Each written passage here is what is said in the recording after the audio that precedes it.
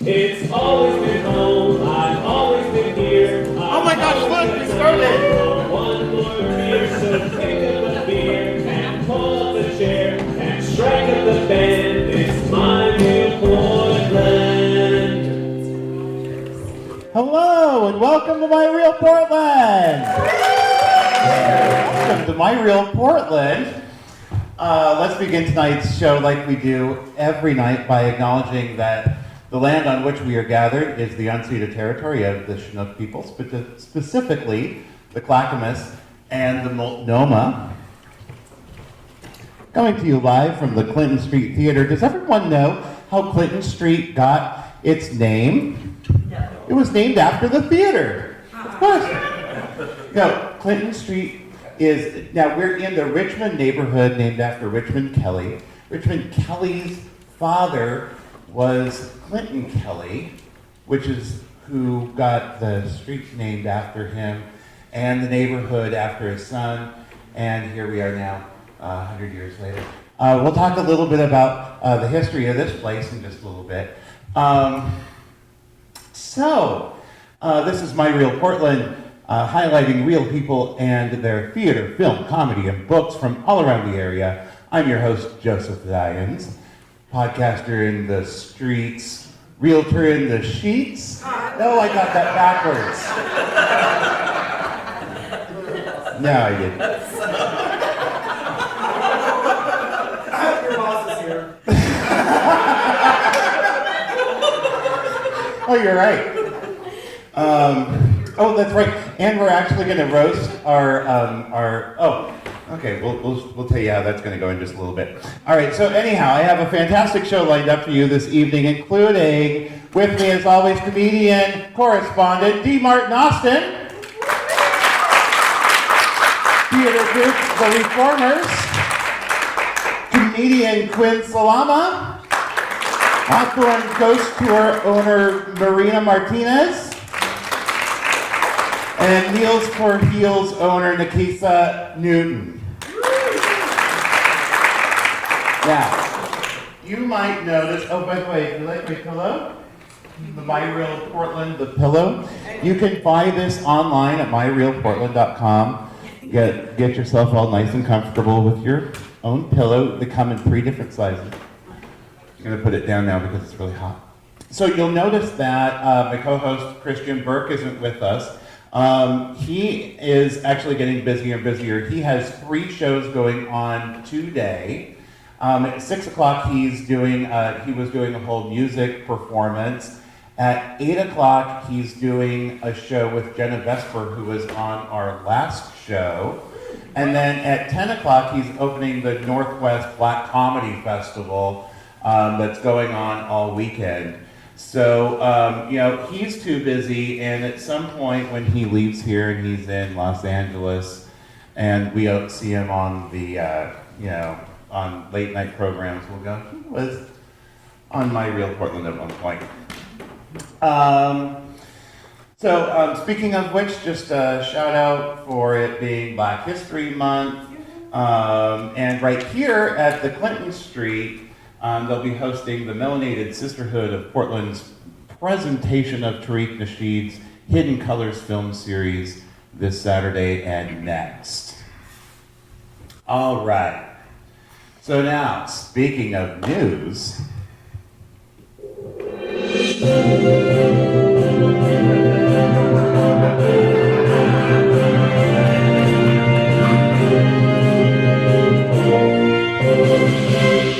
we made it through the first part, the intro. Oh my gosh.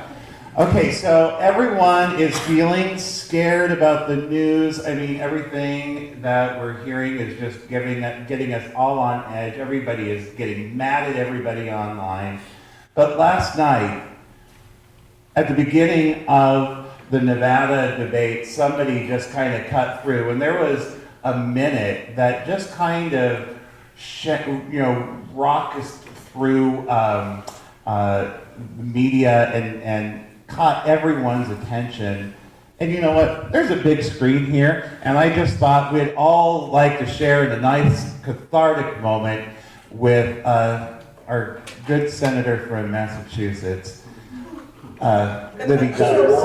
I'd like to talk about who we're running against. A billionaire who calls women fat broads and horse-faced lesbians. And no, I'm not talking about Donald Trump. I'm talking about Mayor Bloomberg. To win if we have a nominee who has a history of hiding his tax returns, of harassing women, and of supporting racist policies like redlining and stop and frisk. Look, I'll support whoever the Democratic nominee is, but understand this. Democrats take a huge risk if we just substitute one arrogant billionaire for another. This country has worked for the rich for a long time and left everyone else in the dirt. It is time to have a president who will be on the side of working families and be willing to get out there and fight for them.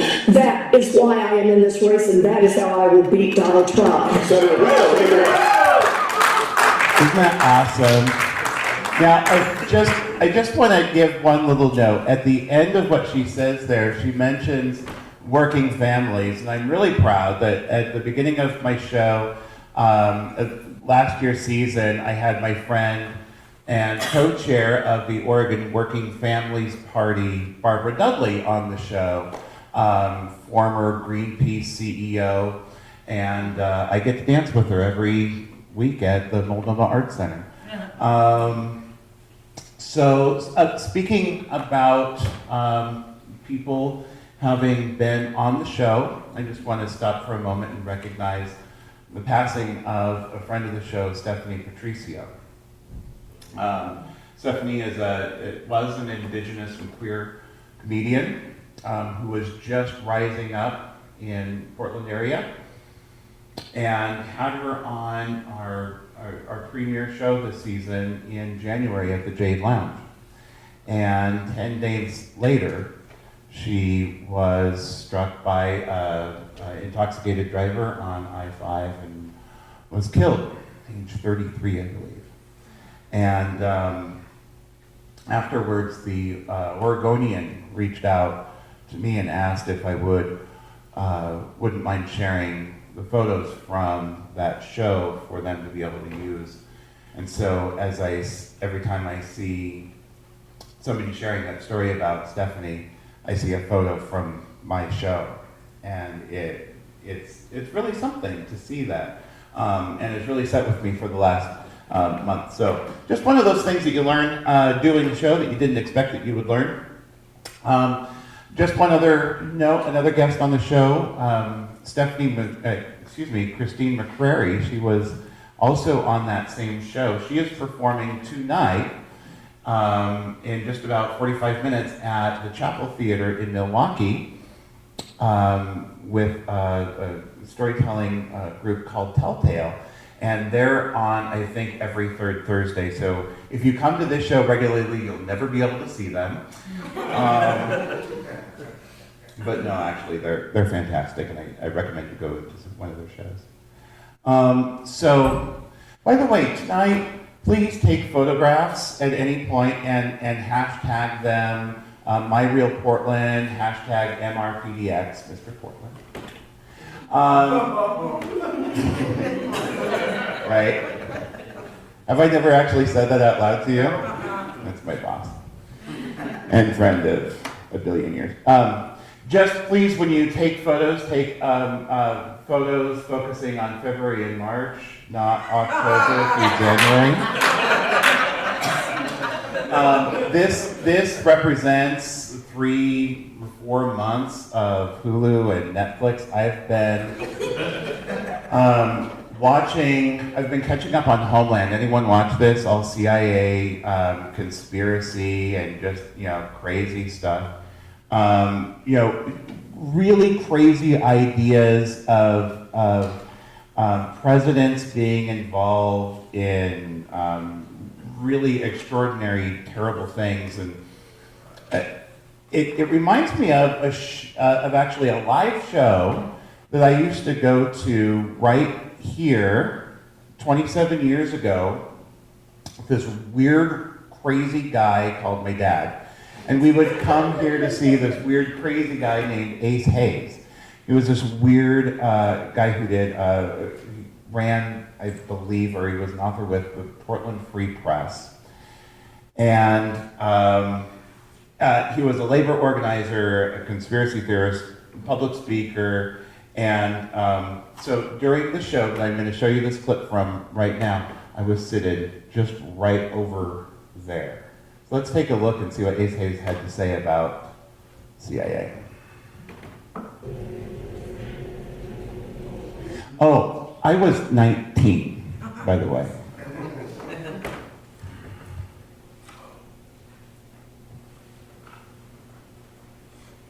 By the way, we're in a film theater, so this is about the movie JFK. It's why the CIA all of a sudden releasing a lot of these Well, you can thank Oliver Stone for a lot of it. The film JFK rattled cages all over the country. I mean, every bootlegger in the entire country who is either, working for the CIA or wants to, was out there, calling Oliver Stone names. I mean, they even had people like Tom Wicker. When was the last time you remember Tom Wicker doing a movie review? Anyone who Tom Wicker He's is? not commonly thought of as a movie reviewer, yet he did a absolute vicious attack piece on the movie JFK. As did, in fact, virtually every member of the right-wing media. I don't know hardly anybody who didn't, in fact, do that, including Noam Chomsky and all the people in the nation, Alexander Coburn. Can anybody think of anybody that didn't, in fact, trash the movie JFK? Who? Pardon? Who? Roger Ebert. Oh, yeah, those are legitimate movie reviewers. I'm talking about all these other people who never review movies, who are quote-unquote political pundits. Every one of them trashed it, right? The people that saw the movie trash, the night I saw it was thunderous applause. Yeah. Well, but the people are supposed to be led around like a bunch of sheep, and that's what these people in the media are supposed to do. They are supposed to set the terms of debate, establish the parameters of what is legitimately discussed, and essentially they are the quote-unquote opinion leaders. He then goes on to say a bunch of weird, crazy stuff about HIV, so I cut that off. Anyhow, that was what the past was here. KGW has been running this about our future.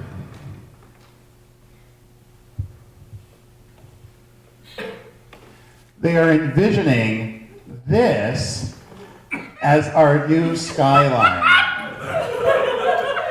Now, they worked really hard to give us these really strong graphics and visuals. Can you imagine?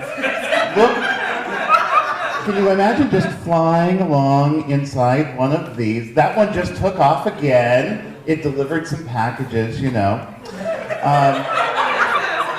so they paid a lot of money to give this guy an entire week to talk about the future, but we did have some crazy ideas in Portland's history. This was proposed a couple of years ago for Northwest Portland.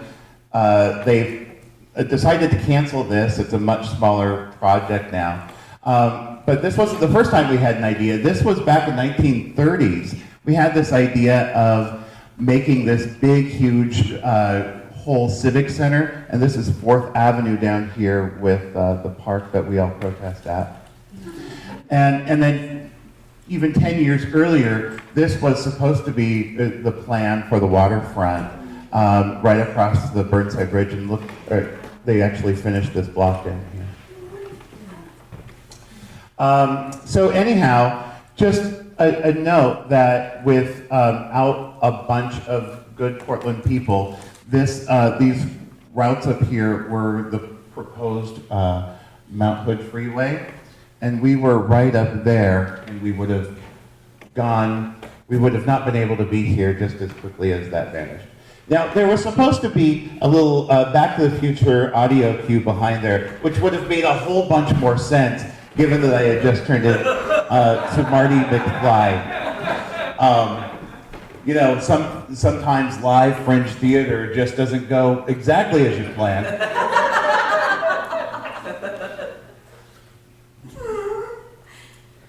One of the good things about doing a podcast is I can cut any of this out before I post it live. Welcome to a live performance. Okay. So you know what we get to do now? I get to take a little break, and you are all going to hear from My Real Portland's comedian correspondent, D. Martin Austin.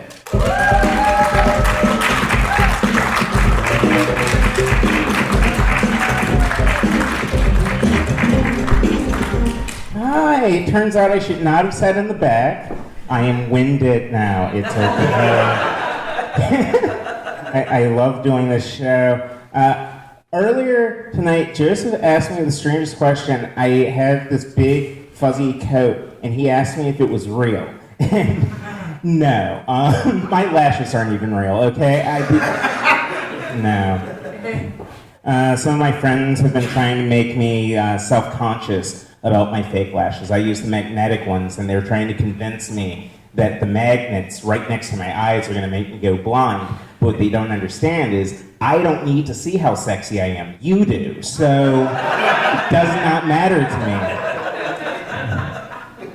I am big on fashion. I think it's important to me. It's part of who I am as a human being.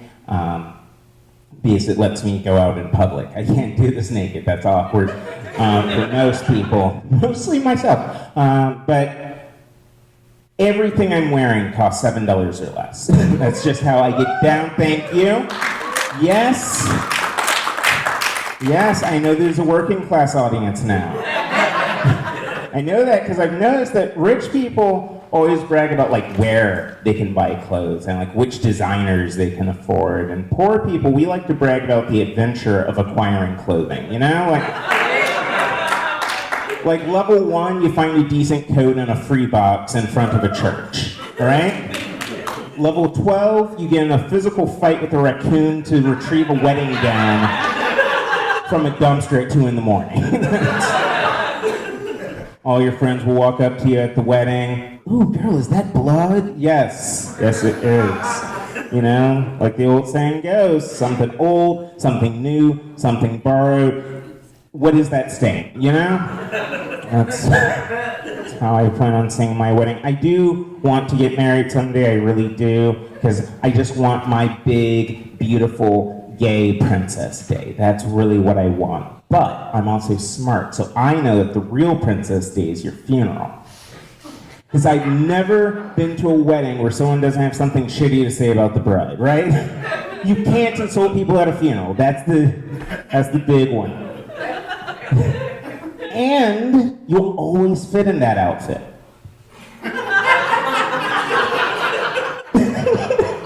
I almost posted that joke on social media earlier tonight.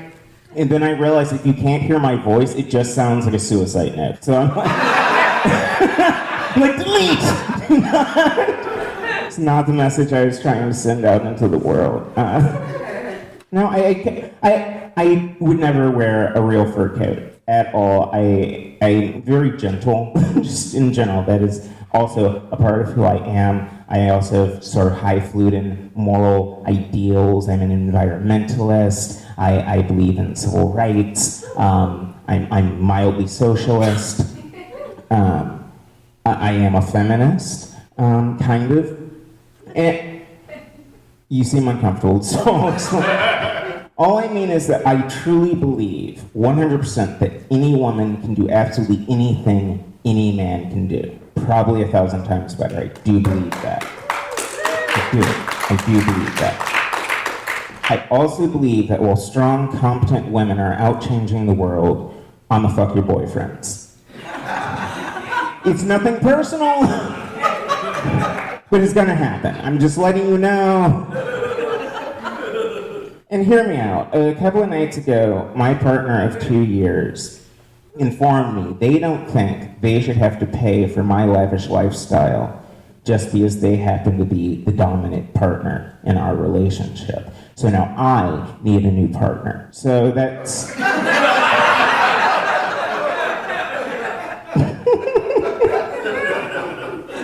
That is a joke, obviously. I actually love my partner very, very much. My partner is a very intuitive person, a little too intuitive at times.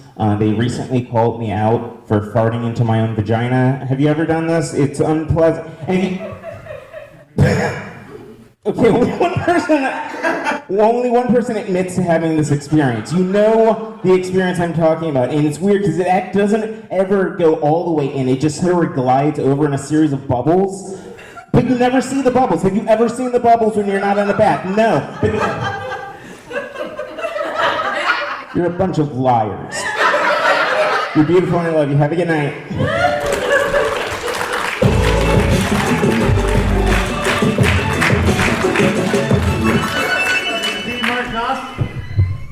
Martin Austin. Yes. Where do you want me to sit? Am I sitting? You are sitting. Okay, I was sitting Right here. Perfect. So, you want to get married, huh? Yeah, that would be fun. Have you envisioned, like, what your dream wedding will be? Oh, it's going to be so elaborate, yeah, with big, poofy dress covered in, like, bows and pearls. Yeah. Probably at Trinity Episcopal Cathedral. I'm sure you're familiar. Mm-hmm. Big, beautiful red doors. How lovely. Yeah. I was married Majestic. on the front of a college dorm in Vermont. That sounds like a bad idea. It didn't go well. 2 years later, we were getting a divorce. Yeah. Yeah, high school sweetheart. That checks out. Asshole. Yeah. Yeah, don't get married at a school in Vermont. Or in Vermont. You know, it actually caused 15 years of legal problems. So yeah, exactly. So how's life? On that break sunny note, no, life has been really good. Yeah? Yeah. Where are you performing next? My next performance is tomorrow night at Harvey's Comedy Club. I'm doing a show called Proud and Out Loud. I believe it starts at 10, but I do a lot of drugs, so I have no memory. But it is at Harvey's Comedy Club, and it is part of the Northwest Black Comedy Festival. Sweet. Marsha Warfield from Night Court will be headlining that show. So, is it sold out?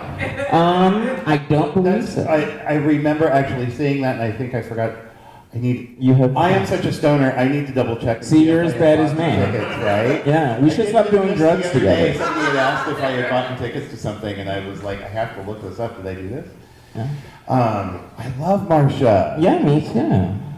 I haven't seen her. That's why she's headlining my show. Your show, I love this. I haven't seen her do stand-up since the 90s. Yeah, I don't think anyone has. Right? Yeah. How exciting. Yeah, it's magical. Any idea what to expect? Have you heard how we're... I don't know what to expect from the show I'm currently on.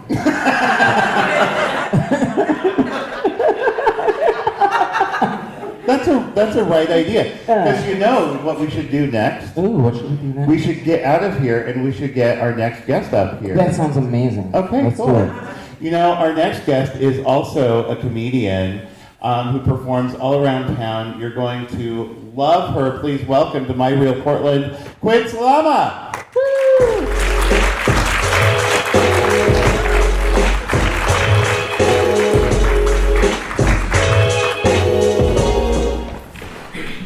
Give it up again for your host.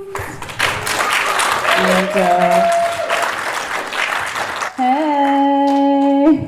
I'm excited to be here. Do you guys have a good week? You get Monday off for not my President's Day?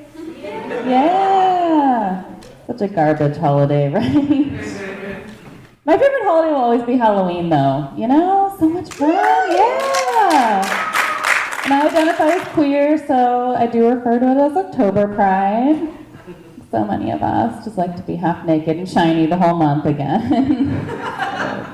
I found out last year, though, that Portland has this really weird tradition where, like, every year on Halloween, the city pays performance artists to, like, go to this historic graveyard in Southeast and, like, act out ghostly characters of the dead. Yeah. Kind of like what our White House is doing, but, like, with professionals. You know? But I hope the performance artists are doing, like, real historic Portland characters, you know? Be so easy. Just be like, here lies Professor Thurman Beaverton Cooch, or whatever.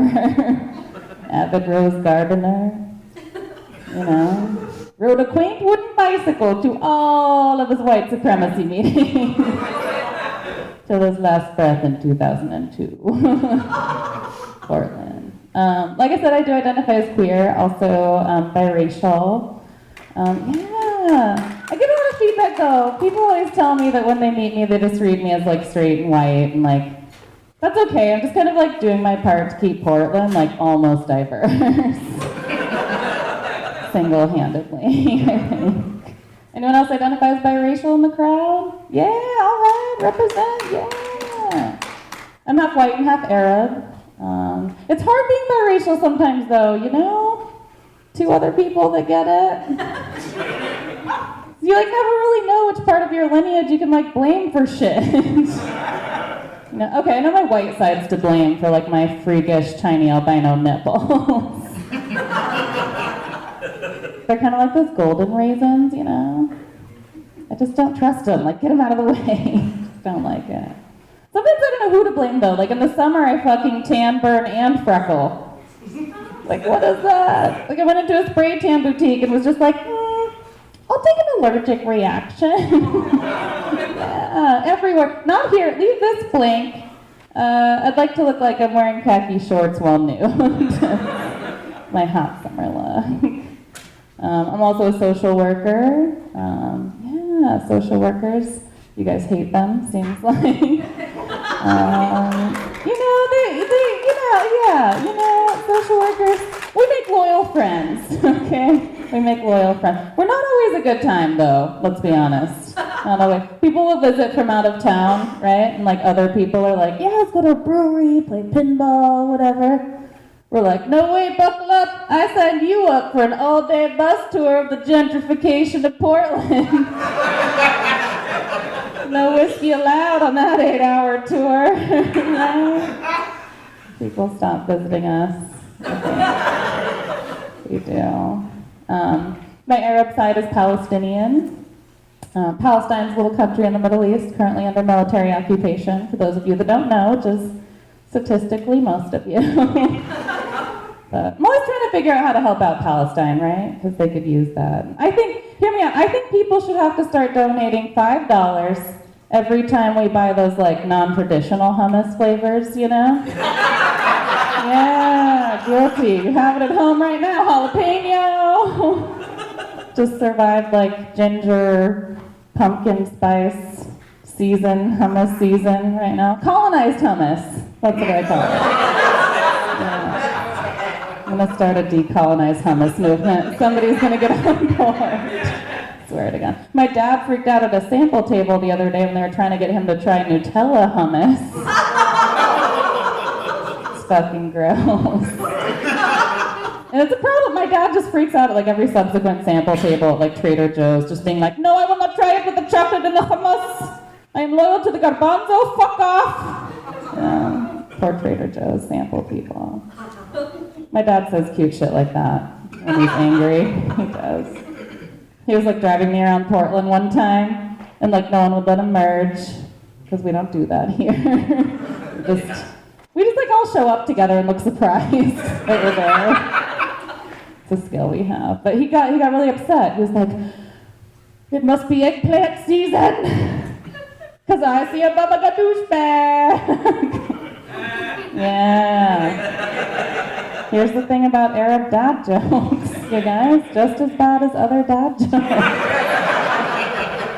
Yeah. Only about food ever, though.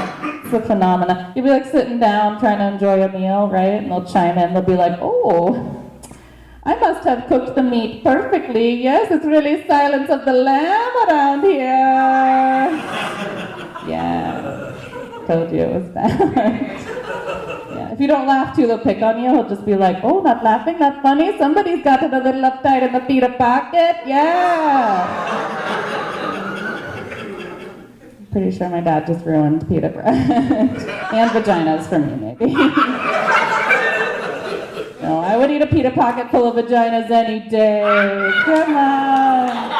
High in fiber, not gluten-free, but, you know, you make your choices. Choose that. What else? Palestinian culture is also all about badass grandmas, you know, the matriarch, right? Like so many cultures. We call them tete. Means grandma in Arabic. I call mine tater tot, though, 'cause she's like short and brown and kind of salty. Yeah. Tete makes me feel lazy, though, you know? She like immigrated here when she was 19. She had like straight to work, opened a grocery store, 4 kids, back to back to back to back, you know, before she was even like 22. And I'm just like, damn. Just like tilted her back and 2 more kids showed up and they just went straight to work like an industrious Pez dispenser operation. You know, it's like, fuck, what did I do when I was 19? Nothing. You know, here's an example. One time when I was 19, went by myself at night to meet a guy in his van for a discount on a bong. Most productive thing I did. Grandma survived the high seas to give me the opportunity to fend off a sexual predator in a van for $40 off on a bong. You know, $40 was a lot back then, though, right? You know, I feel like now that's like meeting a sketchy Tinder date, right? Even though he already sent an aggressive dick pic with a caption that's like, "Little Mikey, put you to sleep." Right? Just for like his employee discount at the Nike store. Mama needs new shoes. What else? I'll leave you with this. I don't have a New Year's resolution this year. I feel like by this time in February, it's just like a self-shame spiral. So avoid that.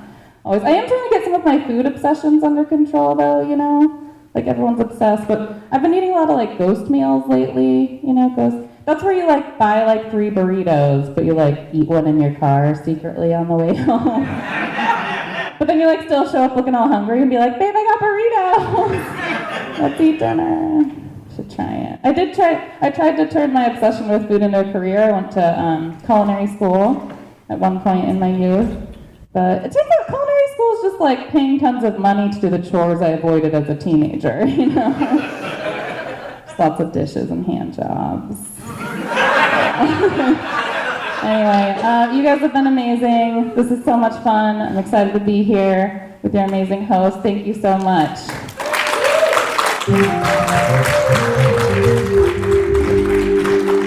Quinne Salameh, everybody. Have a seat, you two.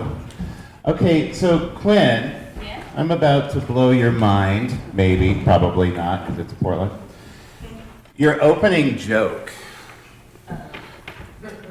Where does that take place? Do you know? I believe the Lone Fir. Yeah, Lone Fir Cemetery. Southeast. And it's about a costume tour, yeah? Is this on? Okay, good. Yes. Yeah, you know, it is. You know who originated that tour? Uh-oh, are they here? Oh no! You can roast me. You can roast me. No, I am ecstatic to hear that crazy little idea that I had 18 years ago winds up at a joke. See, just yeah. out of random. That's perfect. Your Just bad so ideas are Portland. epic. Full circle. I stole it from Jacksonville, Oregon, actually. Quinne, welcome to My Real Portland. Thank you.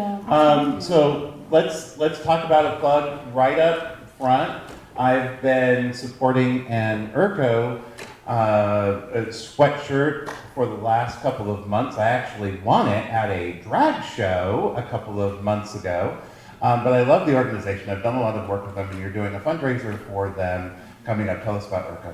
Yeah, Urco is an immigrant and refugee community organization. They do a lot of work in our community. In fact, the demand is way higher than the supply. They do a lot of everything from the 90-day resettlement for refugees. They do a lot of language immersion, like helping people learn English if they need to. They help people connect with lawyers to make their immigration legal so they can get jobs. Pretty much anything, housing, mental health, like anything you can think of under the sun to help build community for people that identify as immigrants and refugees. So, big fan. We're doing a big show on the 28th at the Multnomah Arts Center at 7 p.m. You can get tickets on the IRCO website.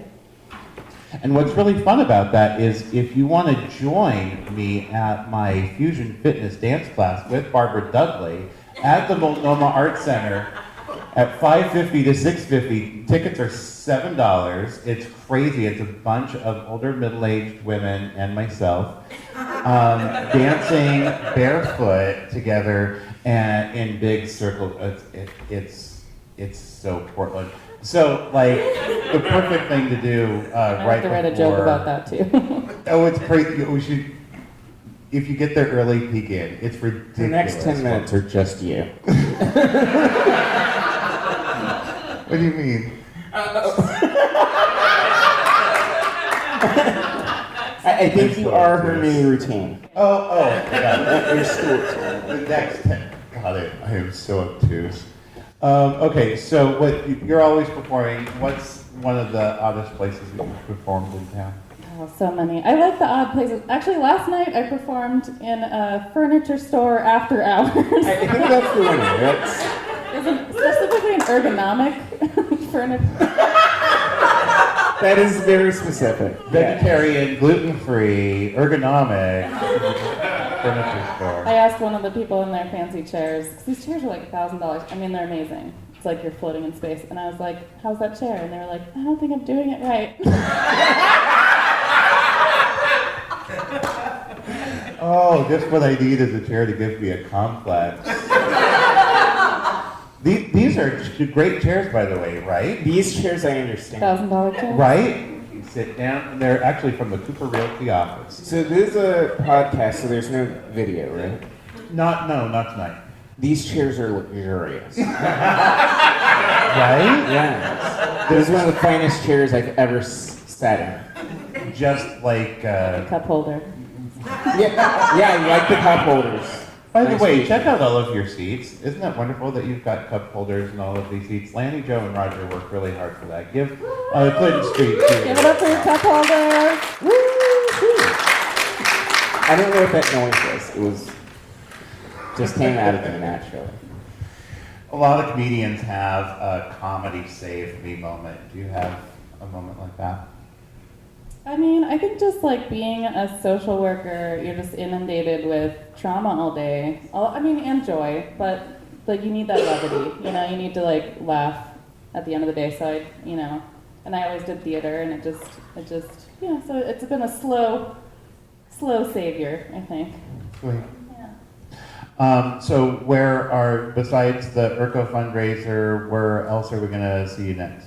I'm part of a feminist comedy collective called That's What She Said. We have a show coming up in April. You can check out the That's What She Said Instagram and Facebook for all our shows. We donate all the proceeds again to nonprofits, and this time it's to Wild Diversity. We actually did it to Wild Diversity last time, and they donated Great all their organization. proceeds to Stephanie's family's funeral. Oh, that's Yeah, so then we're fantastic. doing it again for Wild Diversity again. That's great. Yeah. That's great. Yeah. So you ready for tonight's Portland questionnaire? Oh yeah, bring it on. Lay it on me. Do that cue. This cue's the best. You're gonna love this. Here's the cue. Violet. This is my favorite cue in Make the that whole noise show. again. Violet. This is the Portland questionnaire.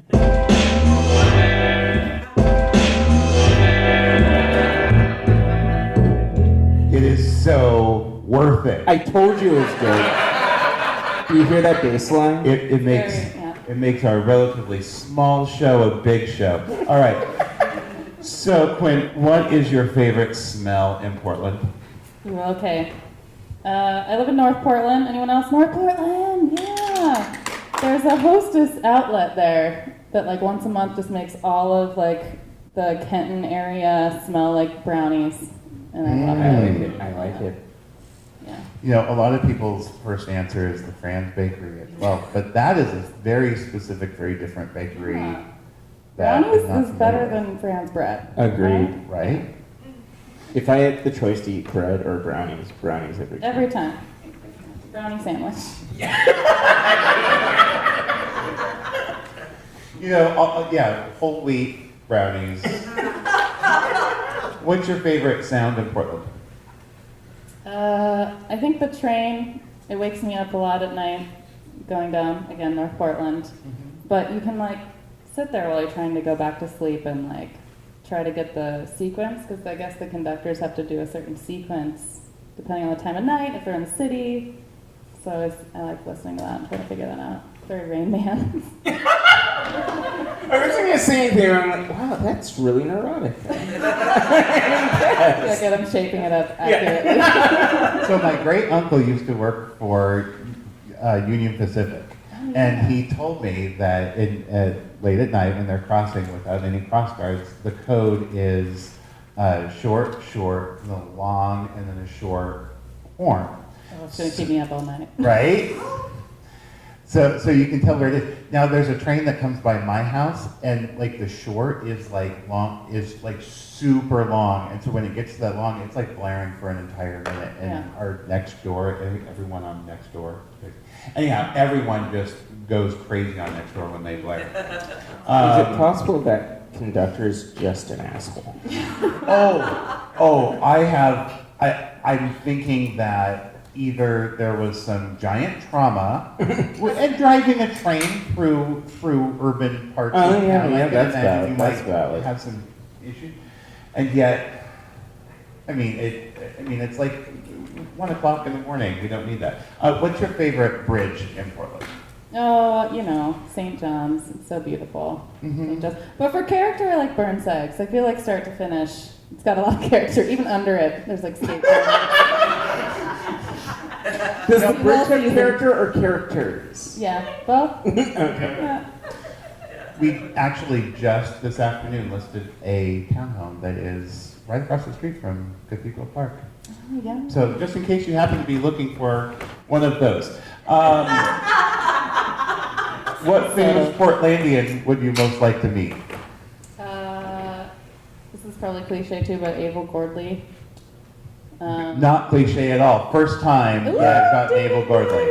Yeah, just, I should know, like, just being in social work, you hear about her all the time, but first African-American Oregon Senate, female Senate, and, started so many different mental health initiatives and so many other things, but I think she came in a tough time to be a black woman in leadership, and I just want to hear how that went down. Which year was that?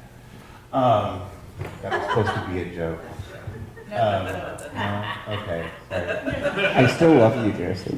We'll be able to cut all of that out. I'll be able to put laughter in. No one will know. I do have one That question. cut and paste. So, when you're listening to the trains, do you have like a journal that you like keep track? I should. Yeah. I recommend color code. Yeah. Tuesdays are great. Yeah. Sorry, I'm just really fast. Sorry. You're going to hear it now, but you're all going to hear it. Yeah. I met a guy who did that, tracking the garbage pickups outside his window, and he tracked it all for a year, sent it to the city, and complained like this is absolutely unacceptable.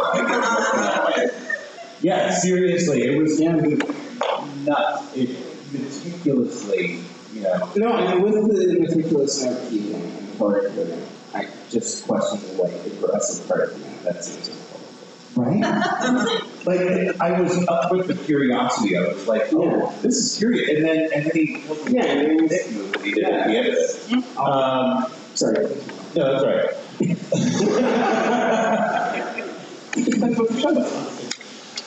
Where is your most likely weekend brunch? I have a 3-year-old, so brunch is at 7 a.m. for me. Cheerios. Yeah, Cheerios. But I will give a plug here that my friend owns a farm. She does these amazing. She's a queer farmer. It's called Side Yard Farm. She does these amazing. Yeah, did comedy there with me one time. Mr. Dominican spring, but she does farm to table, like organic, year-round brunches. Where is this? Siberia Farm, it's an urban farm with Tully, so like 50th and 70th. Oh my gosh! Yeah. That is perfect. Yeah. So good. So good. All you can eat.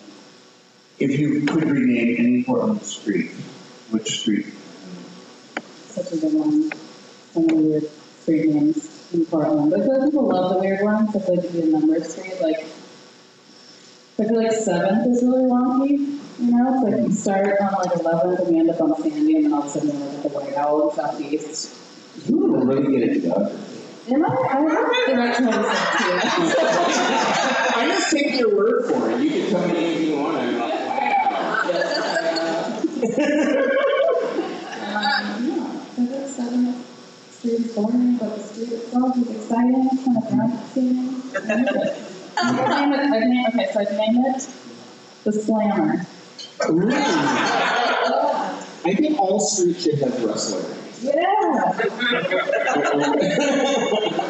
I know wrestler names, now I'm just going to use the Slammer. Yeah. Yeah, is this? I met my spouse, we've been together 10 years, we met 10 years ago in Slammer, which is a bar. Near there, near where 7th and Sandy and 11th all get married. And also, when you're drunk and you say my last name, it often sounds really Slammer. Okay, so It's very romantic, and then we can.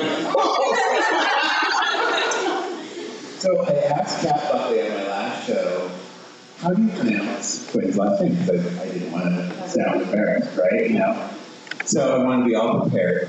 And so Kat told me, Clem, and I was like, how am I going to remember that? So here's how I remembered it. In the 90s, I worked for Coffee People.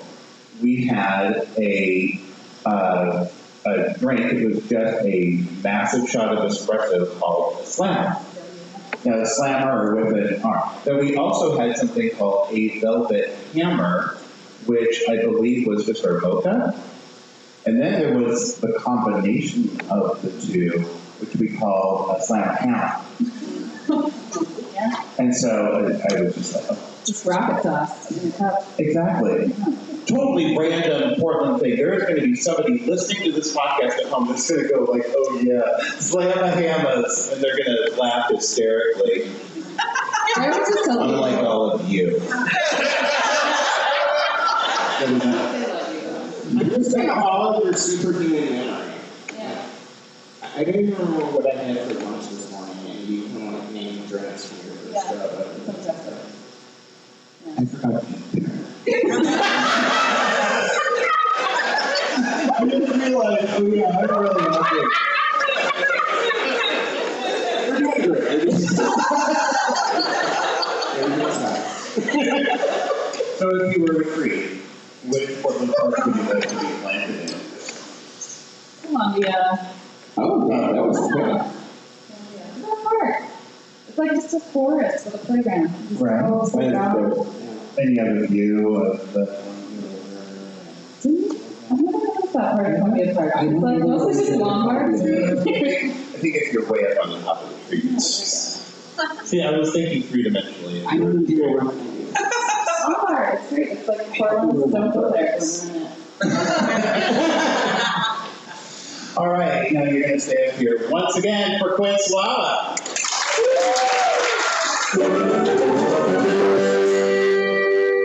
We're back. Welcome back. How was everyone's intermission?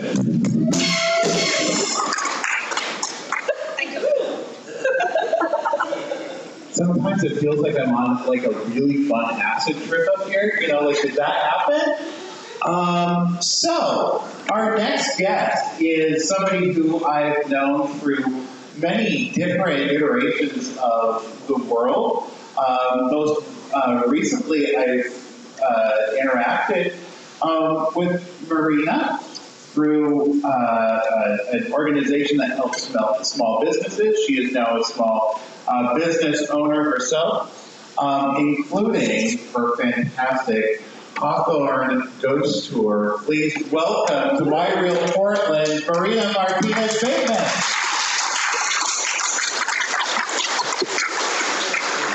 Hi,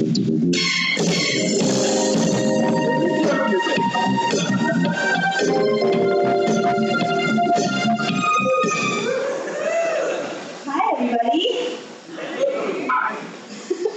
So yeah, I'm the owner of the Hawthorne Ghost Tour. I actually traded somebody for that tour, and now I own it. And actually, I don't know if you saw, I was in the front row when Joseph was talking about how he started the Lone Fir Cemetery Tour. Because you were like, the person that started that Lone Fir Cemetery Tour is here tonight. And I was going to be like, no, it's on Hawthorne. It's a little bit more south. But yeah, the Lone Fir Cemetery Tour fact, that is my only competition on the east side. Thanks for that. There's enough to go around. Yeah, I own the Hawthorne Ghost Tour. I run tours every weekend from June to October. The only day that we don't tour on is Halloween because it's my favorite holiday and I'm not going to work.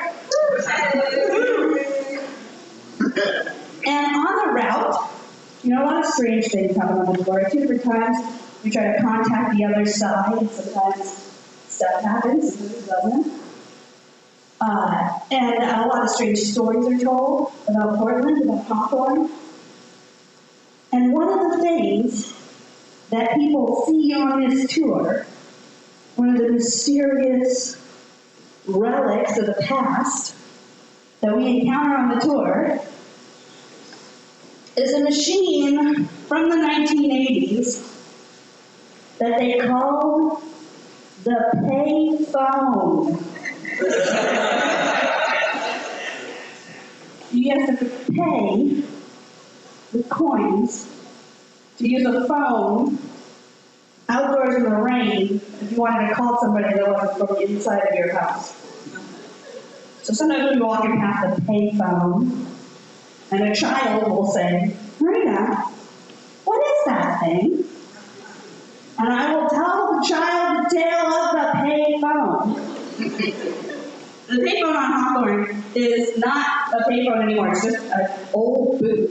There's no phone in it. It's been ripped out. It sits between the Wells Fargo Bank and the Pepino's Mexican restaurant on the south side of Hawthorne. Pepino's, weird side note, is pickle in Spanish. So I don't know why we decided to name it that. I don't know if they ever thought a Mexican would walk past pickles. Here I am. But anyway, the payphone sits there between the Wells Fargo and the pickles. And the story of the payphone is beautiful, tragic, and terrifying.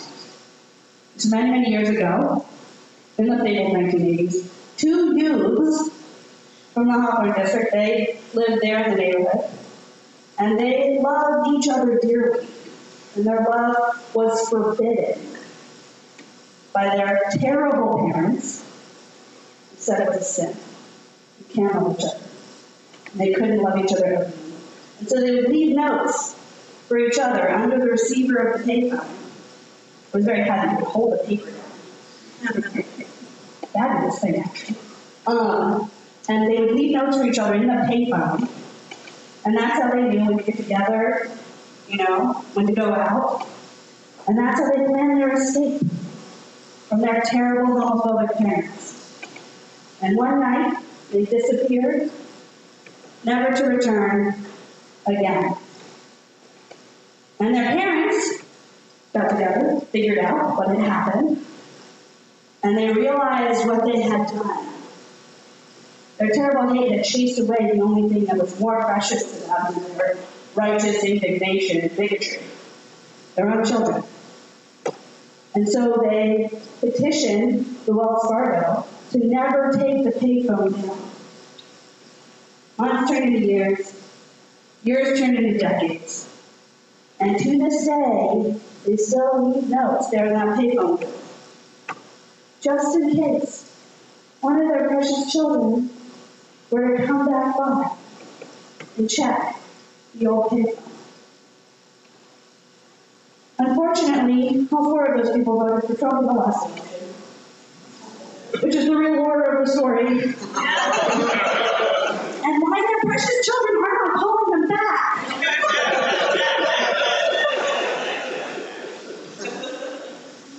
Anyway, that's the end of the story.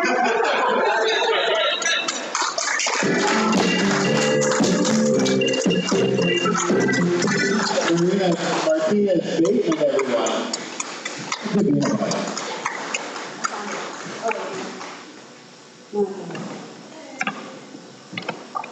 So welcome to My Real Portland. How are you? I'm great. I'm doing amazing. Yeah. How is your new small business? My new small business is 100% great because I don't have any clients yet. I'm having the most fun ever. You're finding out all of that marketing that you have to do for yourself is a whole new thing, right? Well, the one, I own a Hawthorne bookstore. This is going to be our 6th season with me at the helm. But this other business I started called Letter-O-Matic, which is a newsletter writing service. That is going to be my 5th business that I've started. Oh, wow. Yeah, so I'm riding the wave of tranquility. How long have you been in Portland? Since February 2014. Oh, fairly recently then. I mean, it seems long, but... I grew up half in Los Angeles and half in Belle. So you're familiar kind of with what Oregon is, but really not in the...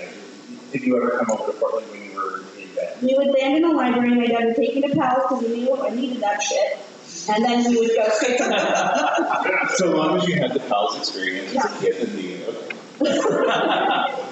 So what's been some of your favorite experiences on the ghost tour? Oh, wow. My favorite experience is one lady showed up. It was her and her granddaughter. And she was dressed as a hedge witch.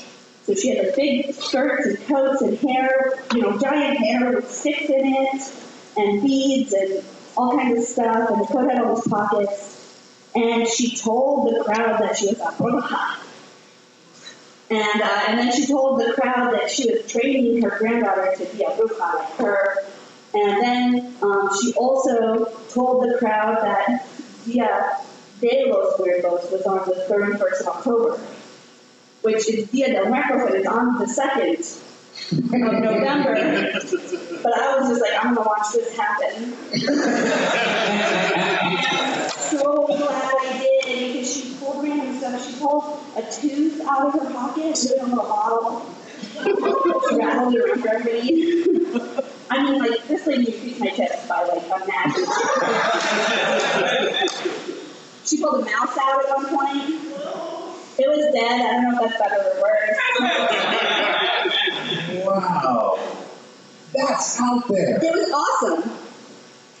I mean, we didn't used to do our tour on Halloween at the cemetery because back then, when I was doing that back in the early 2000s, on Halloween night, there were 3 witches or more that would kind of protect the cemetery. That was an arrangement that the county had made.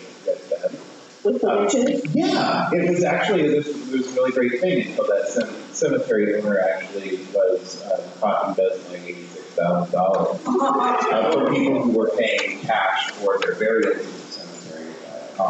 Wait, how many people pay $80,000 for people pay cash for their burials? Most of the Ukrainian and Romanian burials, which there are many out there, all of them would pay cash, and then it would disappear into the Oregon lottery. So somebody got a scholarship out of it. I mean, what goes around comes around again in really disturbing ways. So you took over the ghost tour 6 years ago. We're going to see the phone booth along the way. What other kinds of things might we encounter along the way? Well, there's the most haunted building in Southeast Portland. That's, of course, the Hawthorne Theater. The Baghdad Theater. Okay, the Baghdad. Yeah, did I get your arm? Now see, here you are as the head of Hawthorne Ghost I'm Tour. really good at my job.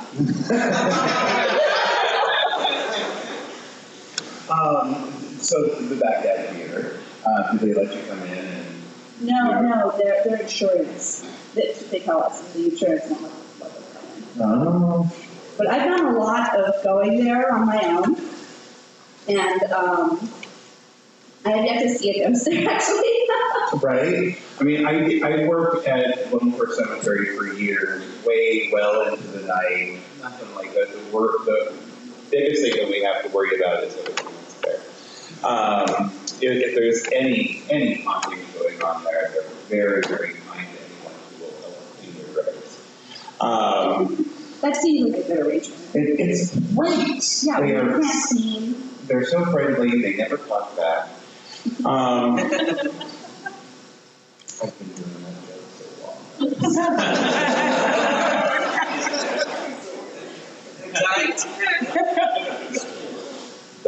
Okay, so how can you follow Hawthorne Ghost Tour and follow what you're doing next? So you can follow the Hawthorne Ghost Tour on our website at www.tourhawthorne.com. We also have a Facebook, but tourhawthorne.com is the best place for tour information. Also, where you can buy tickets. Fantastic. And then me personally, I am Marina is Go on Instagram. I have marinaisgo.com. I'm also on Twitter and TikTok. And TikTok. TikTok. That's one platform I have not explored yet. I was really afraid of it, and now I love it. Really? Oh, yeah. Anyone else here on TikTok? My daughter. Okay, so that's the right demographic. All right.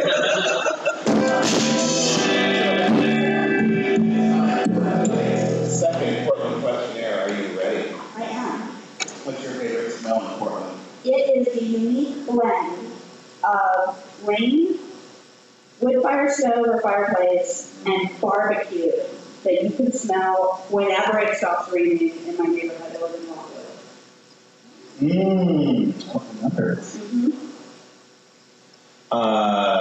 In barbecue in Rockwood. Well, the barbecue grill, the butane, the coal, that smell, the smell of the barbecue as soon as it stops raining. Love it. God, I see what you're saying. I am like, okay. What's your favorite sound in Portland? Multiple birds. You don't have that in my life. They've been waking me up for the last 3 or 4 mornings, and the cat as well. She's going crazy for the first time in months. I love it. I feel like Cinderella everywhere I go. What's your favorite bridge in Portland? For business, the Hawthorne.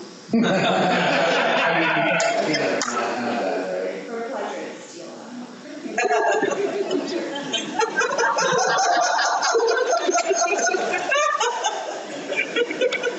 What famous Portlandian would you most like to meet? There is a person on TikTok. They're TikTok famous. Their name is Star Captain New York. Star Captain New York, are you here? I love them. That would be so great if that happened. They dress up like Captain America and they bring a trans flag to anti-fascist actions. And I love them. That's awesome. Yes. Say the name one more time. Star Captain New York. I don't know if that's their birth name.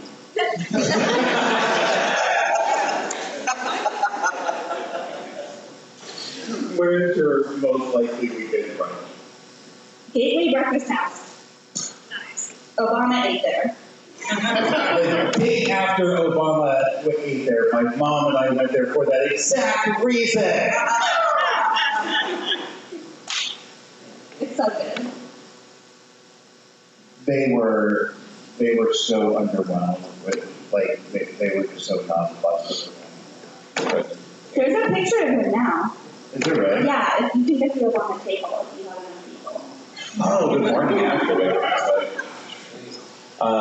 If you could rename any Portland street, which street in Portland? I thought of the lamest joke, and I'm sure somebody already told it, but I would rename Water Avenue Poison Waters Avenue. Oh. Now, my answer to that question every time is Darcel Avenue, and our city actually went ahead and did an honorific, because our city has a rule that you can't rename the street for somebody unless they're dead, and Darcel ain't dead. But we did put an actual honorific up at the 30 and Oh, that awesome? that's really cool. But that answer is very good for Quinne. Thank you. I met Darcel's granddaughter. Really? Yes. She works at, or she worked at Point. On Point? Oh, really? Yeah. She headed their chapstick campaign. So you never find yourself with an on-point chapstick. I have a picture of my grandma with Darcel, and they wear just about the same cornrow glasses. If you were a tree, which Portland area park would you like to be planted in? Probably. Thank you. Isn't that lovely up there? Yeah, I just want to watch people hike and get stoned at the same time. Pure comedy. That sounds lovely. But, oh, wait, I still have a show to do. Okay, so one more time. Marina Martinez, great. You're welcome.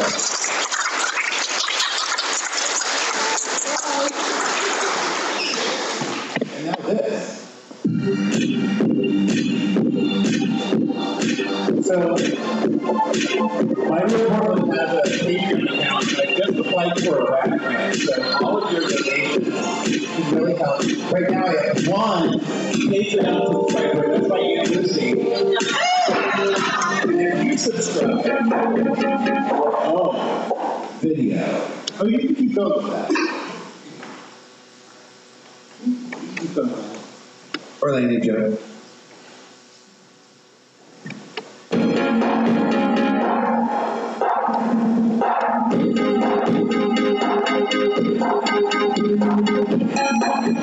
So the reformers are here monthly to offer up a story about our fair city. The reformers' way. The reformers do Portland.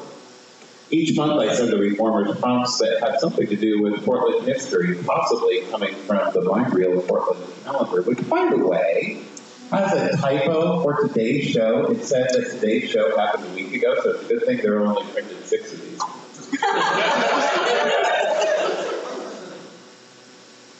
So, where I choose one or more prompts and create our story with the reformers. Each story every month is brand new and created for me by, for the My Real Portland podcast. The reformers enjoy all things horror, weird and unsettling. A theater company that gets you in on the action. Please follow them on Facebook, Instagram, Twitter, or go to their website, thereformerspdx.com, and join their mailing list. Their next experience is the landlord's game. Join them, us. I'm one of the original reformers, by the way. I helped form, I was like one of their founding members 6 years ago. We never talked about it. So our next experience is Landlord's Game. Join us in our home for a game night and learn about 2 Lizzies from the 1900s. Lizzie Maggie created the, is it Maggie? McGee. Lizzie McGee created the anti-capitalist game that was stolen and became Monopoly. This is true story. And Lizzie Borden was the infamous woman who was put on trial for murdering her parents with an axe. When these 2 ladies get together, we create a whole new kind of story. Our intimate, immersive productions have limited seating. The Landlord Game opens April 16th. So please welcome Charmian Kriegel with the Reformers.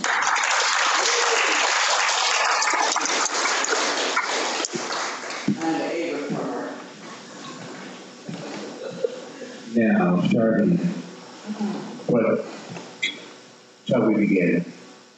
Sure. There's a little hint. Ooh, I love it. Violet, the way.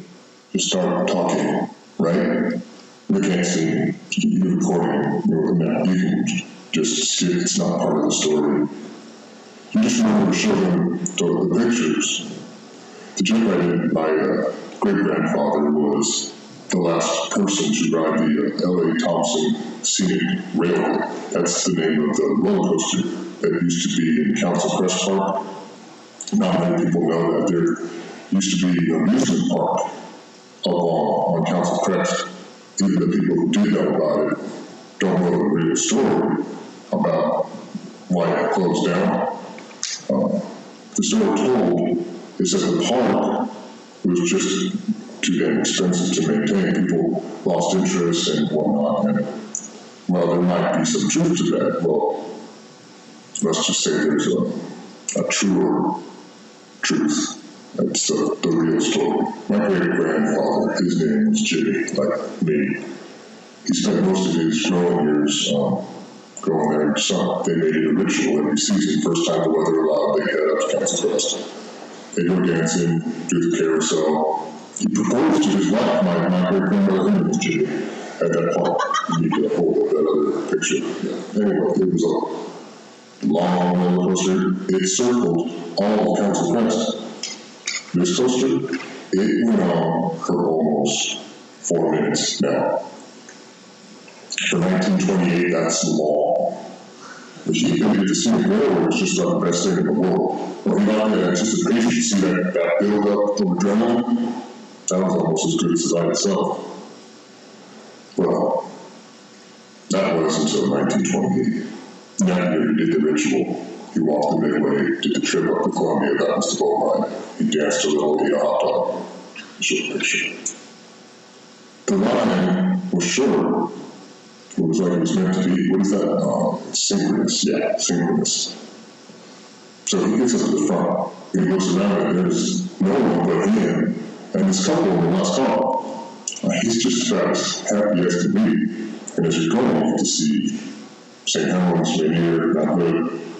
And then taking me inside. And then the first hill comes, the car starts making its way up this hill. It does that usual hitch stop go thing that the chain engages to drag the cars up.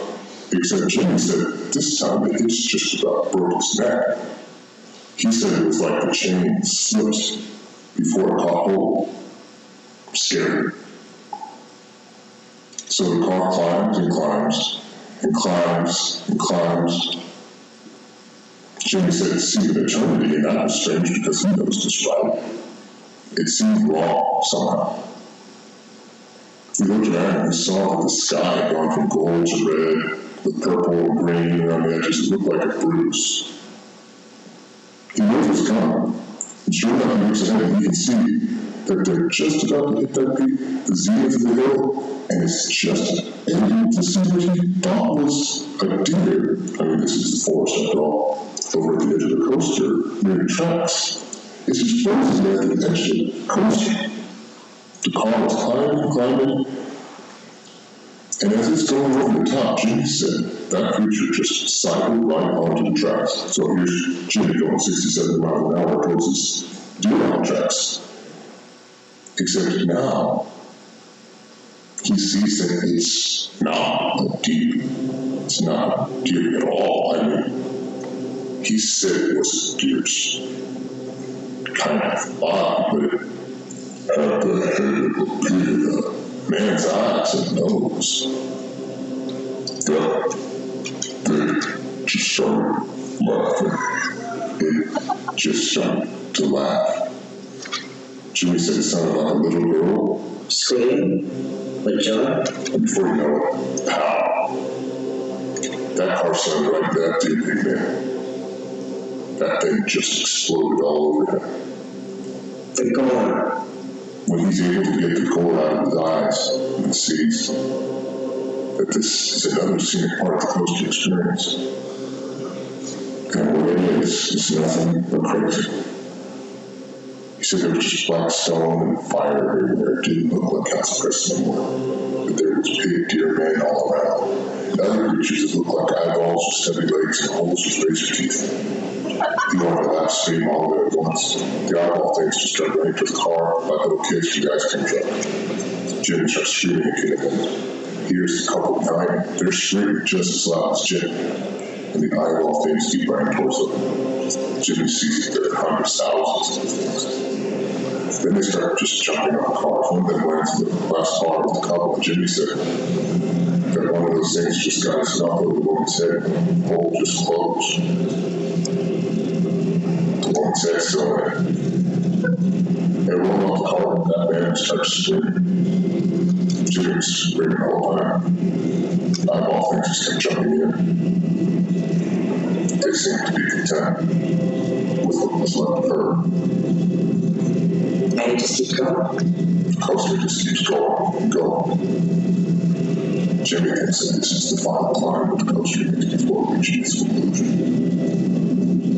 He looks back at the guy in the last car, which is frozen, getting paralyzed. The ascent started going faster and way faster. Jimmy's looking around. Everything's starting to blur. The car is climbing. Jimmy says, all I can see is college red flags. Then he says the car started to plummet. So when he got really scared, he said, that drop was only supposed to last a few seconds. But it just kept going. Scream. The guy in the back screaming, he was just barely able to turn his head just to see that guy go flying out of the car and spinning off with the board. The car just kept falling. The fall slowed down. Jim was pretty old and told me the story, but I remember his eyes. They're almost kind of glazed over at that point. Tries to climb out of that car, but it was just going too fast. The horses just kept it in place. He cried, prayed. And then he said, it stopped. When he got out, it wasn't Jimmy at the coaster, it was some other kid. The kid asked him how he liked being the last guy to ride the scenic railway. Jimmy didn't know what to say. He asked about the couple in the back. The guy said he was the only one on the line. Jimmy went looking for his family. Couldn't find anybody. Turns out he had disappeared for a year. He got on that ride in 1928. The day he wandered into town was Labor Day 1929. 1 year later. Our family had given him up for dead months before. Jimmy told them the story about the coaster. The family just smiled and nodded. They told him he needed rest. He got admitted in the asylum a few weeks after that. My dad visited him. Jimmy never changed the story, always insisted that it was true. One thing is for sure, my great-grandfather was the last person to ride the scenic railway.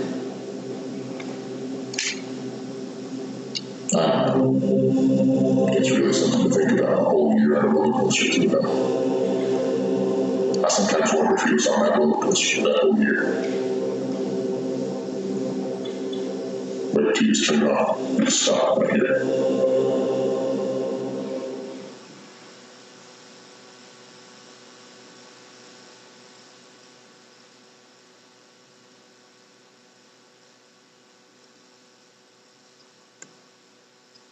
That's okay.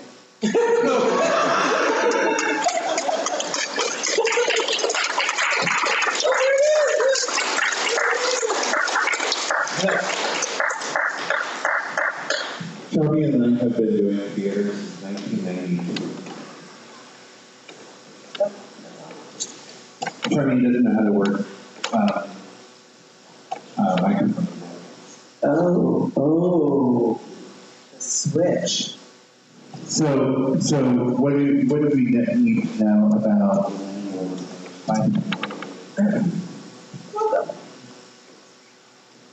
Well, the landlord's game fascinates me because this is an actual game. This was the game that Lizzie McGee created to educate people on the evils of land grabbing. She believed in Georgian philosophy, which was that natural resources are not ours to own, and we should pay taxes on those resources, but anything we create, we can own. So this whole game was to to basically get people in on that idea that it's a community that own these natural resources and that taxes go to that community. Then a man came in and decided he really liked the concept of this game. There's multiple theories and multiple stories, but a man named Charles Darrow did become the wealthiest, the first, or maybe not the wealthiest, but the first person to become a millionaire after creating a game, which was Monopoly. And definitely stolen from this whole world. See, there's Mother Earth over there. Wait, where's Mother Earth? Right there, yeah, Mother Earth right there. It's just it's a lot different. So what we've done with our story is we have taken two Lizzies from that period of time and brought them together to kind of change the history. And so our story places them together, and there might be a little bit of feminine rage going on. So that we can kind of find another way of dealing with the constant taking away of our thoughts, our ideas, our arts, our work as women. And so this is a way we as theater artists are getting that. So we do immersive productions. We do very intimate productions. So each night it'll be 12 to 15 people who come to our home and you play this game with us. It's interactive as much as you want to be involved. And we really enjoy doing these pieces of work. We've been doing them for over 7 years, 8 years. That's what I understand. I'm just looking at this, by the way. I'm excited to see what you're going to be doing with the game. Just noticing here, absolute necessity, shelter. What a concept. It's not like this is a new idea of making sure that housing is provided for everyone. Here it is 100 years ago on just a game. Yeah. Just a game, we just had that basic idea. So, what I was looking for up here is there any sex work? And I don't see anyone making money in this world from sex work, but I want to talk to somebody who knows a little bit about that world. What do you think? Everyone show me a Pringle.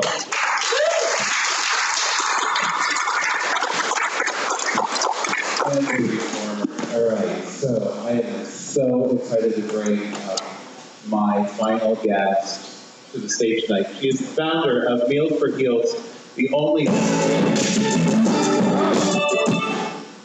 No, that's fine. Keep going. That was good, whatever that was. Please welcome to the stage,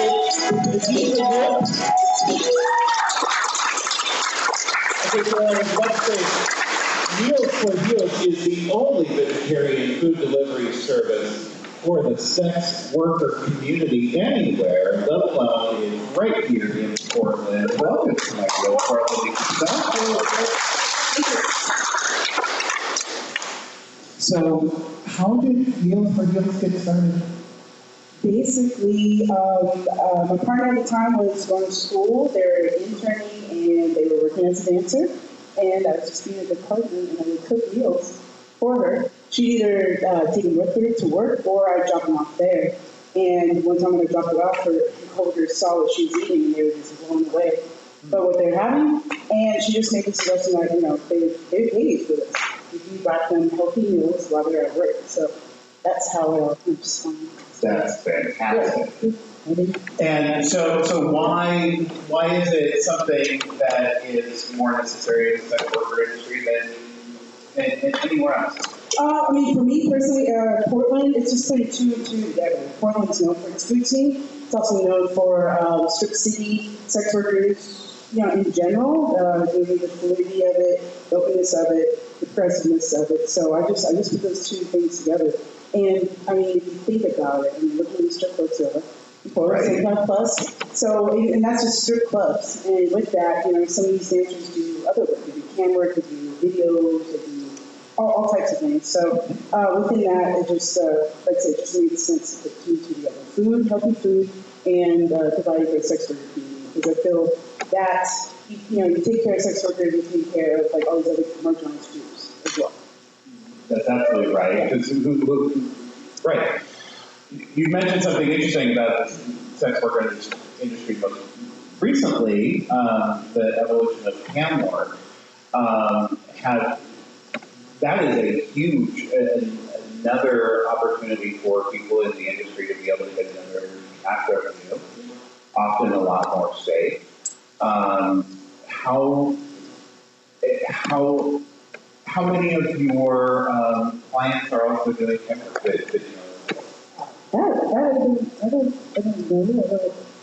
I guess I don't ask them. I'm wondering, you talk about the industry very much with your clientele. I do. No.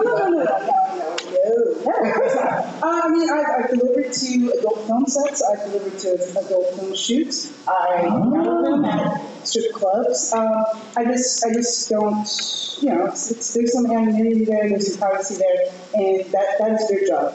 You know what I mean? There's not many other jobs where people come up to you, say at Burger King, like ask you A, B, and C about Burger King. You know what I mean? And so you have to pay the same respect. Even if they are going to make it in front of you, you have to pay the same respect. So that's what I continue to do. Thank you. You're from North Dakota? I moved here to North Dakota. So, first of all, what brought you to Portland from North Dakota? I worked for FedEx at the time. It was easier for them to transfer me here, and I was just too comfortable. I was getting in trouble in North Dakota, and so a bunch of friends moved out here, so I just followed suit. Oh, that's wonderful. Yeah. So you had people out here to help ground you when you got out here? Yeah. Were you from North Dakota? Oh, no, I was born in California. Very proud to say. And I've lived all over. My dad was Air Force. I was in Japan. I was in Portugal, Arizona, North Carolina. No, okay, that's kind of what I was getting at, because you did not seem like somebody who had been raised in North Dakota. My ancestors are from North Dakota, and let's just say they're pretty milquetoasty. And the idea of just going from North Dakota to doing vegetarian work for sex workers in Portland is not necessarily the most direct line for most people. That broader experience now makes a lot of sense. You've been all over the world, and you've seen all sorts of different places that you could wind up in. Portland is where you're at now, and it seems to be a really good fit for who you want to be and how you want to serve people. I honestly don't think any other city would, this would work Meals for Hills to start or launch. It wouldn't work as well as anywhere else. I get Atlanta has strip clubs, I get Vegas does too. I think it's big competition, but I know this would work elsewhere. I think I'm very glad to serve this in Portland, and I look forward to expanding that interest from all over the United States and all over the world. And when I get to that point, hopefully I'll be able to do that. Well, and so talk about the kind of press and attention you're getting. Last June, you were featured in a New York Times article. Yep, that's it. And how did that come about? How did they find out about it? They're doing a feature. The feature piece was on sex work in general and sex workers' rights and also workers' rights. And so she just contacted me. We met up and had one of the best interviews ever. And we ate good food and we had good drink and we just laughed and played. And later on, they sent a photographer from New York Times from Seattle. 30 years she's been with them, and we just went to a strip club and just made a minute of it. They bought drinks and it's good. It's a great time. Yeah. And then most recently, right when we started talking about booking this show, you got written up in Hustler magazine, which then made your business pick up, yeah? Any media, there's been a lot of media, but I definitely think the Hustler article was a big boost. I never thought I'd be in Hustler magazine, and I'm very proud of it, and I would say that's something that you really get behind. Right? I mean, what a random. No. Yeah, I'm like so ready to go. Like I should have let that land. I apologize. They did. Yeah, like, would you? How does it feel now that you've been in Hustler magazine to think, okay, that happened in my life? Like, is that what other kind of crazy things have happened? Is that a crazy? I mean, that's pretty up there. I mean, I guess I strive a little bit for more. Why not Playboy? Why not etc. Bitch magazine, Bitch magazine, Buzz magazine. I mean. Pornhub has a big thing. They could get behind you. And also, I thought just now what you brought up is there is a type of canning or a feeding, things where people eat food on cam. And that, you can play with that.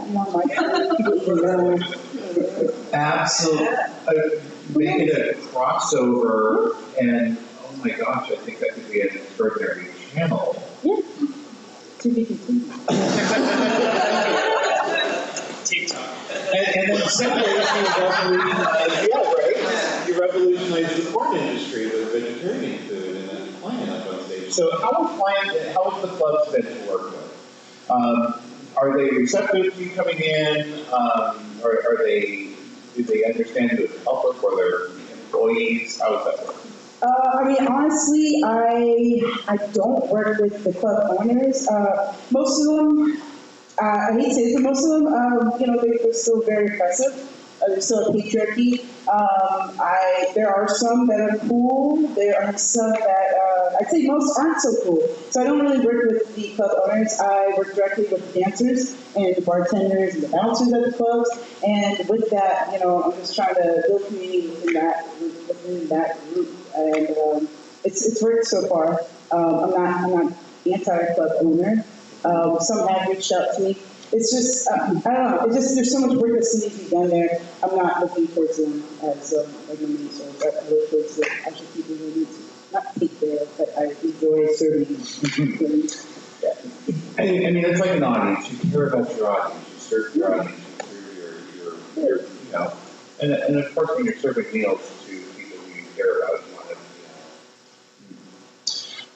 Tell me about one of your meals, by the way. Here we are. We've been talking all this much about the kind of food that, obviously is going to be vegetarian. What kinds of meals are people ordering? Oh, well, there's one, this one's, it's called the Freedom Vegan. And this one is roasted apples, plantains, and sweet potatoes. And I have the green rice that I make. And all my meals start with the base of massaged kale, which is salt, pepper, olive oil, lemon juice. And I use these hands and massage the kale itself. And that's to make it less bitter, to break it down, easier to digest. And it comes with some sweet, spicy nuts that I make, some coconut, some salsa lozano, which is this amazing sauce from Costa Rica. It's very mild, it's very flavorful. It's just a bunch of blended vegetables and spices. And with some crispy quinoa, that's the Freedom Vegan. And then one of the top sellers right now is the GTP, which is Getting That Paper. And that's tom-kha roasted cauliflower, sweet potato noodles, which are gluten-free. And then I'll do togarashi tomatoes, and I'll do weird soaked cucumbers, a little bit of red onions, and I do not a honey sambal, I should say, a sweet sambal sauce, because honey would make it not vegan. But yeah, that's one of my top sellers right now. Wow. Tom-kha roasted cauliflower. Tell me about it. It's good. Amazing. It is amazing. I'm very surprised I came up with that myself. I mean, I just right now I keep it plant-based, or not plant-based per se, but I haven't used many like meats or fake alternatives. I barely mess with tofu. I just kind of keep it vegetables. That's all I know. It's still very new for me, the whole vegan diet palette. So, but it's work. I like just keeping simple, easy vegetables. You say that's new to you. Is that how long have you been cooking vegetarian food? Honestly, vegetables. I mean, that's like the last year and a half, 2 years. I mean, as long as the business is open. So it's relatively. Yeah, it just made sense for me to start with to not have an animal base and then work from there. Yeah, because they can add, if they want, they can add organic fried egg, or they can add some locally sourced chicken sausage is what I usually do from Scratch Farm, Scratch Meats here in Portland. Yeah, it just makes sense to start an easy palette and then you can build from there. When you're planning a meal, do you think about the kind of work that people are doing and that they need to have sustained energy and all the different things that a body is going to be going through and performing sexually? Absolutely, absolutely. There's no lagoons on my menu, and I keep it low point. I just realized that that's why I was asking this question, but that's why I'm asking. In one of the interviews, or one of the media publications I did, a dancer, she said she's known as, the dancer who made the comment of, the food won't make you poop or fart or whatever. Something like that. And and she found that title, which is hilarious. So, yeah, but I do keep that in mind. I can personally be a gassy person myself. So I just keep that in mind, try to keep the legumes, garlic, nightshades, like garlic, onions, keep those on the low. They're in there, but I mean, you breathe that comes on your skin, and they gotta hustle, and you don't salt garlic, you're trying to sell it, this, that, and this. So it's delicious, I honestly wasn't even thinking about that part of it either, but yeah, that would kind of get in the way of intimacy, and especially if you just been delivered an onion-rich vegetarian meal, and you're like, okay, let's go ahead.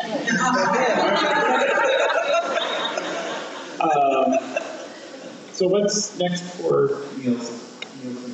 Well, Brian tried to take over the world. Yeah? No, I mean, it's day by day, moment by moment. It's business has been booming, especially in 2020. I'm very grateful and lucky. I get to work with a lot of nonprofits, and I get to work with a lot of for-profit businesses. I get to do a lot of community-based work. I find myself, I just didn't think something as simple, for me at least, cooking for this community would bring me to meet like so many different people. I met one of the co-founders of Black Lives Matter, Alicia Garza. I cooked for 200 lawyers at one point. I've worked with Forward Together, which is a local nonprofit. Just so many different groups of people. It's pretty amazing, and I'm grateful for it every day, and I love what I get to do and who to serve. And I don't know, I just say go for it. If you believe in yourself, you have something that you want to do. It doesn't have to be a business. It can be like artistic things. Just go for it. The only thing holding you back is yourself. So absolutely just go for it. I think that it's worth it. It's absolutely worth it. I'm going to be making this an idea that I've had for months, but I'm going to take the guests from my show and regroup them into different settings. And there's a group that I'm going to be calling She Rose, and you're going to be in there. Because I think the work that you're doing is so revolutionary, to especially come up with an idea that nobody's done before and then go ahead and execute it and do it so extraordinarily well. And show yourself as a leader for the community that really needs to look to some leadership at times for to let them know that everything is okay, that just as everyone's business as good as everyone else. I guess one of my big things is why women are demonized. They're looked at as the bad in sex work when it's a supply and goddamn demand thing. You know what I mean? And most of the clientele are men. So I don't see the problem is going on years, too something adults. Go for it. Which we absolutely wrong. It's wants consent. There's two different things when sex trafficking and human trafficking are two absolutely different things. These are grown people who have consented and chose to do this, and it works for their lifestyle. And there's actually nothing wrong with that. It reminds me of when I was coming out of the closet 30 years ago. Everyone was saying, the concern was, oh my gosh, you're going to be gay. But aren't all the gay people molesters? No one knew the difference between those two worlds. Now we understand. There's the LGBT world, and then there's these really screwy, this other group over there that does terrible things. There's a Venn diagram where there's an overlap. and that's a concern. But primarily, there's nothing of that. There's a group of sex workers out there who are looking to be empowered by the work that they do, to be able to own their own income, to be able to own their own profits, which is also, what I'm interested about the sex workers, to see if they're, what you want to understand. Fantastic work that you're doing. Thank you. Enjoy it.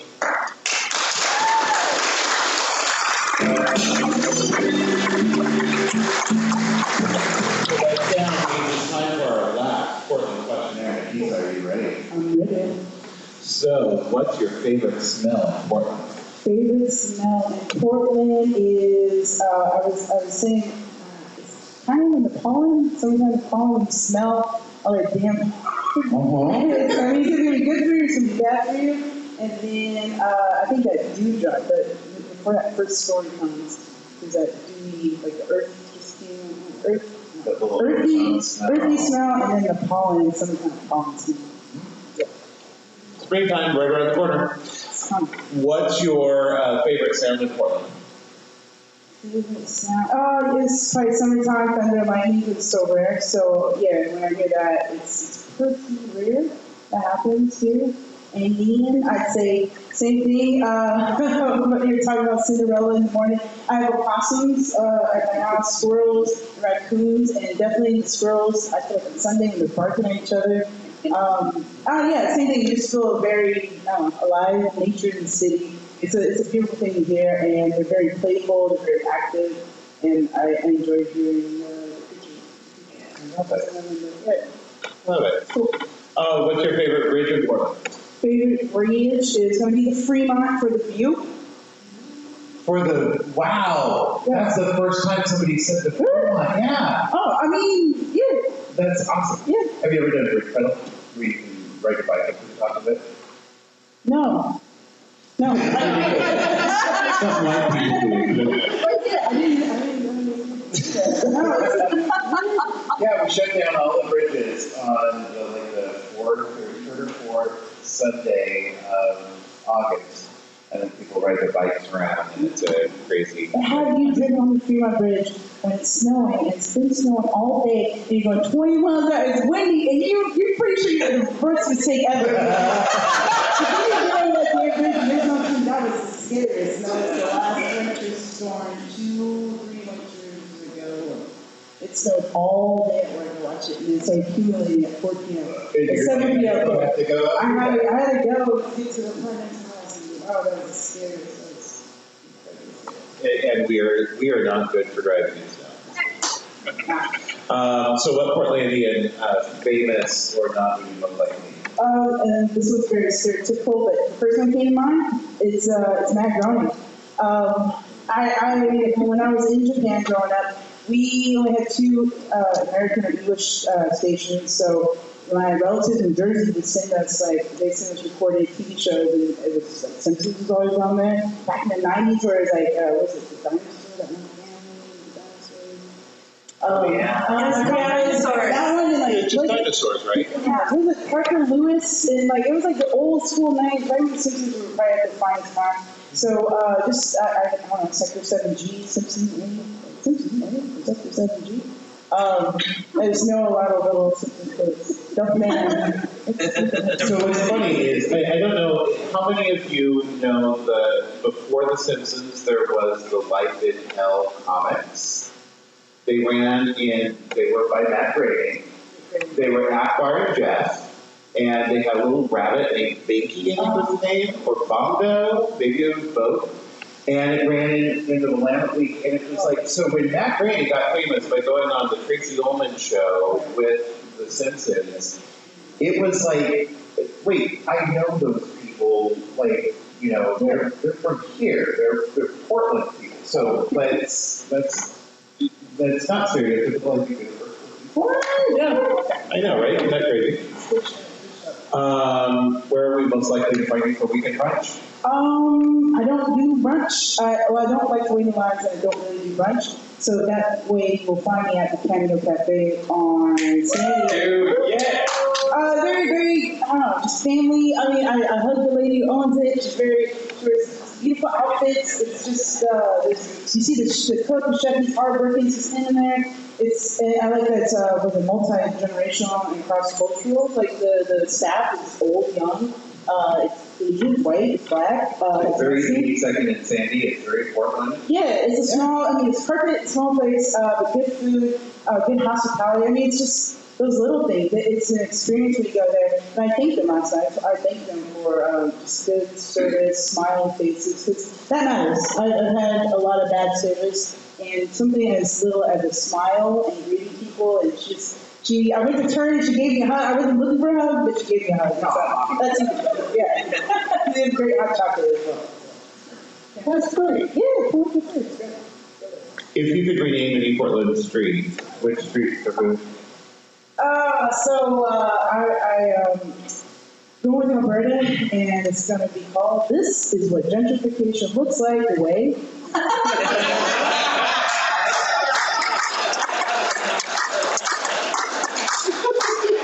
And you're from 2014. I mean, like, you've only been here for... No. I got some mileage. I moved here in 2007. In 2007? Yeah, I've been here for almost 15 Okay, so you've seen some changes. Yeah. I mean, and you've probably seen the photos of how it used to be. God, like, it's unrecognizable. Yeah. Yes, absolutely. But there's the runner-up was, I like the word Fremont, but the same thing, there's a hostess outlet right there, and then there's a fence around just it was just an empty square block, but there's just a hole in it, and I don't really have a name for it, but I missed that, and now it's the new season in the post-apocalyptic apartment building. Oh. So whatever you want to call it, I want the fence back around the empty block, the hostess outlet. Everyone talks about the goat blocks. You remember when the goat blocks were nothing? Yeah. Remember what was there before the goat blocks? No. The Monte Carlo restaurant? Do you remember? Yeah. This old Italian restaurant that had a fire and they tore it down a long time ago. And then it was called goat blocks. Okay, so, let me go last question. Yeah, let's do it. If you were a treat, which Portland park would you like to be planted in? I love Washington Park. I don't get there much. That's our after-hour Christmas park. When we have a good time in Portland, we go play in the park. Adults that like to pound on drugs. Honey, let me tell you about Washington Park. You don't know anything about Washington Park. It's about 1989. Yeah, so when I came out, all of us queers just had something called the Fruit Circle. Are you familiar with the Fruit Circle? Oh, okay. So right when you come into Washington Park, you kind of come up a little way, and then there's this little circle that's actually been cut off now. It used to be a little driveway that you could park in and whatnot, but now it's just cut off. And that used to be where you could go hunting for gay sex. It was just what you did, and I was so afraid of it as a kid. If I had been a little bit more outgoing, that circle would have anyhow. You want to know a random fact? The city, for the first time, I need to check my calendar. No, we call the Fruit Loop, right? Yeah, it's called the Fruit Loop. Okay. Not the going up to... Oh, yeah, up Hood River. Yeah, we call that Fruit Loop.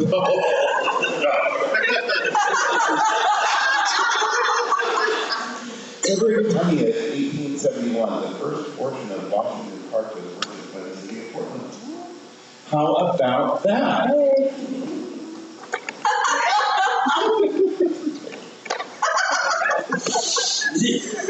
Anything else?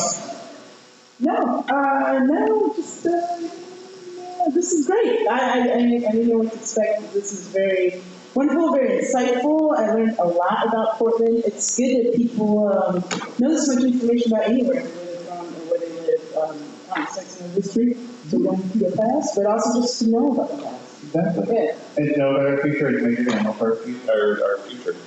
So, once again, Nikeisha Newton. Thank you all again, Nikeisha, Marina, Martinez, Bateman, Quinne, Salameh, the Reformers, and D. Martin Austin. Thank you again to Violet Hats, and Nanny Chow, and Roger, the theater, music, fantastic My Real Portland audience. Good night! I've always been here, I've always got time for one more beer, so pick up the beer and pull up the chair and strike up the band. It's my real Portland. Let's do a quick photo. Sort of try to